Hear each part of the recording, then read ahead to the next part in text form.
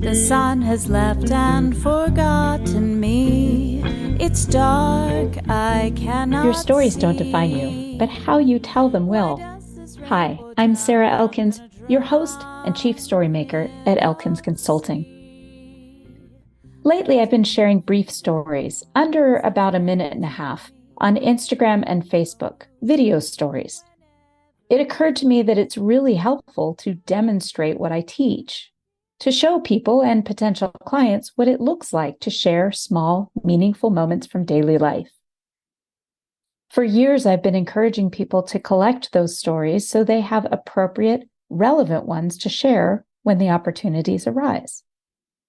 Why? Because people remember stories. You become far more memorable when people hear something about you that triggers their own memories, when people feel connected to you because you shared an experience that was meaningful in your life. My dear friend Jeff Eichler recently shared a TED Talk link with me. Karen Eber's How Your Brain Responds to Stories and Why They're Crucial for Leaders. Of course, this isn't the first TED Talk or presentation I've seen or heard about the power of stories and why leaders benefit when they can share good ones. As a matter of fact, I just finished reading The Secret of Culture Change: How to Build Authentic Stories That Transform Your Organization.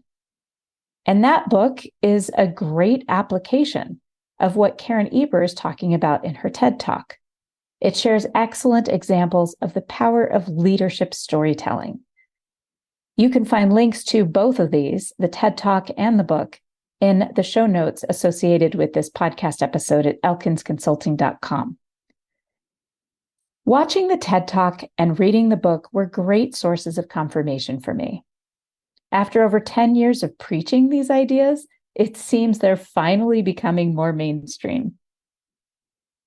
And as great as it is to have that confirmation of these experts, to know the research in neuroscience is catching up, it's even more confirmation for me that what I'm doing is practical, useful, and relevant. There's room for me. A few weeks ago, I was hired to facilitate a 2.5-hour workshop on storytelling for professionals. A very big private company has created a handful of groups that they convene for what you might call emerging leaders.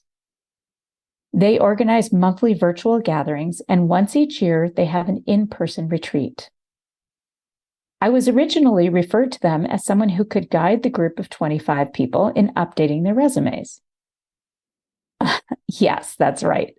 They wanted an expert to help their people update their resumes because they want them to be prepared to apply for internal opportunities.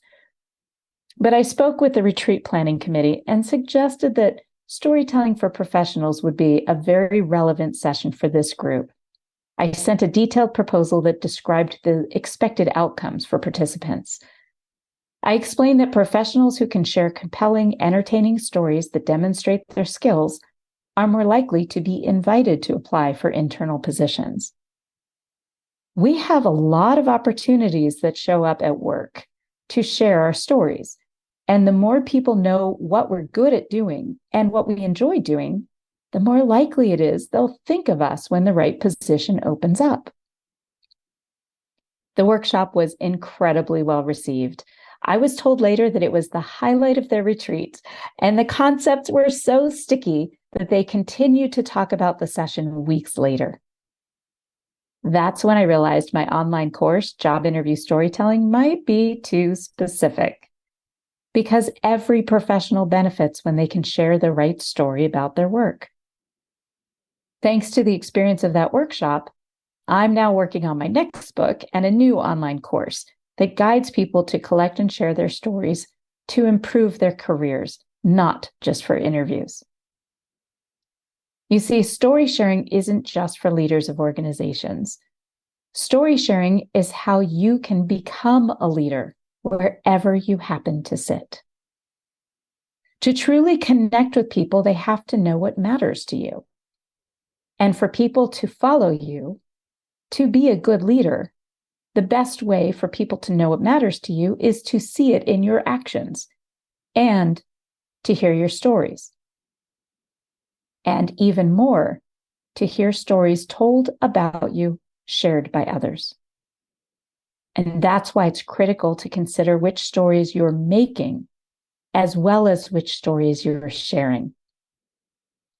What stories are your daily actions and words creating for others to see and to share? Are your actions and words in alignment with how you want to experience yourself and how you want others to experience you? Just the other day, I saw a woman hiking with her dog stop to grab a poop bag from her pocket and pick up someone else's dog's poop that was on the trail.